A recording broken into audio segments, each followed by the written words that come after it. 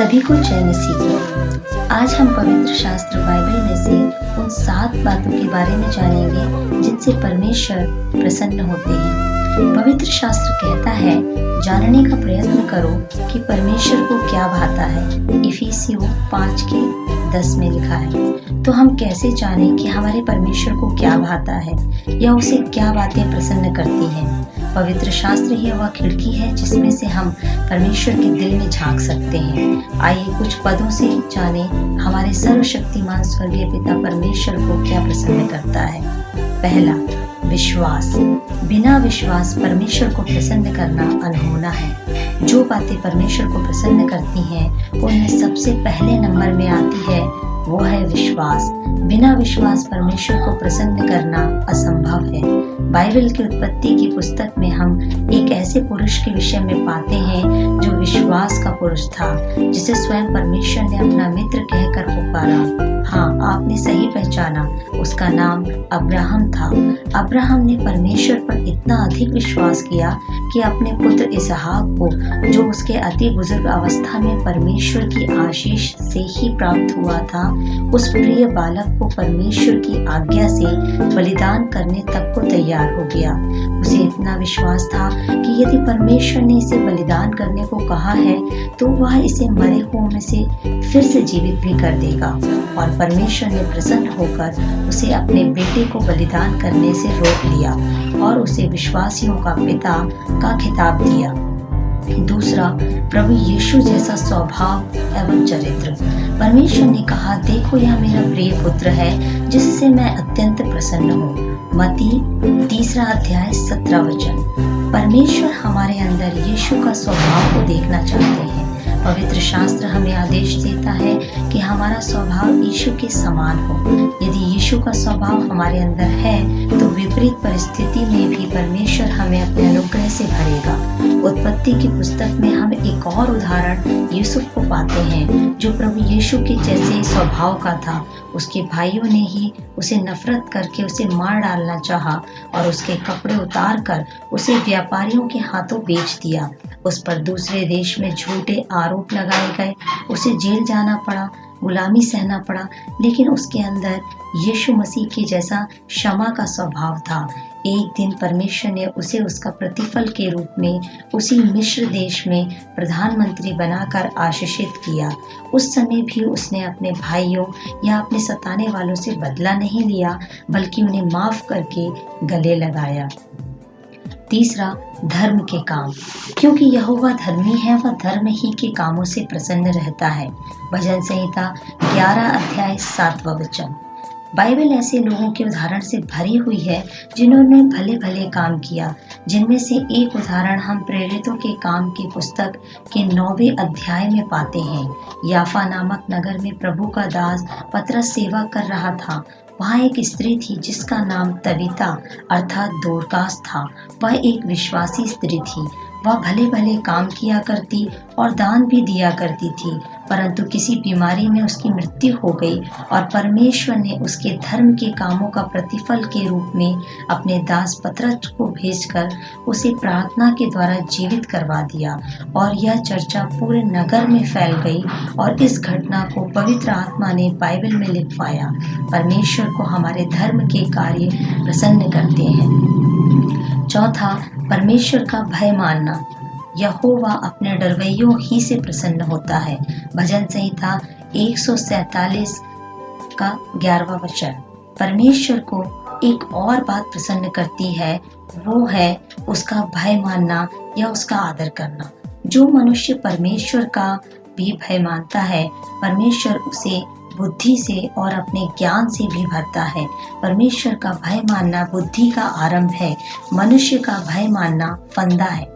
जब परमेश्वर अपने इजरायली लोगों को मिस्र देश के 400 वर्षों की गुलामी से बाहर निकाल कर ले जा रहा था और उन्हें एक कनान नामक देश देना चाहता था, जहाँ दूध और मधु की धाराएं बहती थी, उस देश में प्रवेश करने से पहले कुछ लोगों को उस देश की जासूसी करने भेजा गया, जिनमें एक कालेब नामक व्यक्ति भी था। ज्यादातर जासूसों ने वहां के दानव जैसे बड़े बड़े मनुष्यों को देखकर डर और दहशत भरी खबर सुनाई, जिसके कारण सभी लाखों लोगों के अंदर डर समा गया। परंतु तभी कालेब ने सबके सामने आकर निडरता से कहा, अरे परमेश्वर हमारे संग है, भय मत खाओ। वो लोग तो हमारी रोटी जैसे ठहरेंगे, मतलब हम उन्हें यूं ही रोटी जैसे खा जाएंगे। परमेश्वर ने इस बात से प्रसन्न होकर कहा, कालेब से मैं प्रसन्न हूँ, क्योंकि उसके अंदर कुछ और ही आत्मा है। 5वां, खुशी से देना। परमेश्वर हर्ष से देने वाले से प्रसन्न होता है। 2 कुरिन्थियों 9वां अध्याय 7वां वचन। जक्कई नामक एक व्यक्ति, जिसे सभी पापी कहते थे, वो चुंगी लेता था, लोगों को टैक्स के नाम पर लूटता था। ऐसे व्यक्ति के पास गए क्योंकि वह अंदर ही अंदर यीशु को देखना भी चाहता था। यीशु मसीह स्वयं उसका नाम लेकर पुकारते हैं, उसके साथ संगति करने, उसके घर भोजन करने जाते हैं।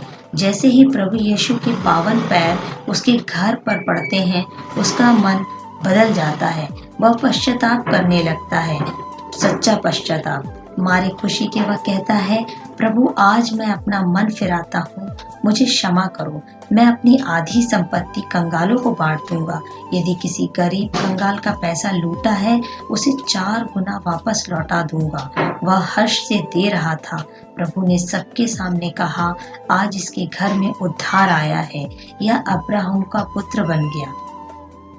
6वां, उदारता। भलाई करना और उदारता करना ना भूलो, क्योंकि परमेश्वर ऐसे बलिदानों से प्रसन्न होता है। इब्रानियों 13वां अध्याय 16वां वचन। परमेश्वर ने हमारे जीवन में इतनी भलाई की है और उसके भलाई और उदारता का सबसे बड़ा उदाहरण स्वयं प्रभु यीशु मसीह हैं। वो हमसे भी यही चाहते हैं कि हम भलाई करने में तत्पर रहें। एक बार प्रभु यीशु लोगों को उपदेश दे रहे थे। लोग इतना लीन होकर सुन रहे थे कि कब उपदेश सुनते सुनते सुबह से शाम हो गई, किसी को पता ही नहीं चला। उस समय प्रभु यीशु लोगों को शारीरिक भोजन भी देना चाहते थे, तो उन्होंने अपने चेलों से पूछा कि इनके लिए भोजन का इंतजाम करो।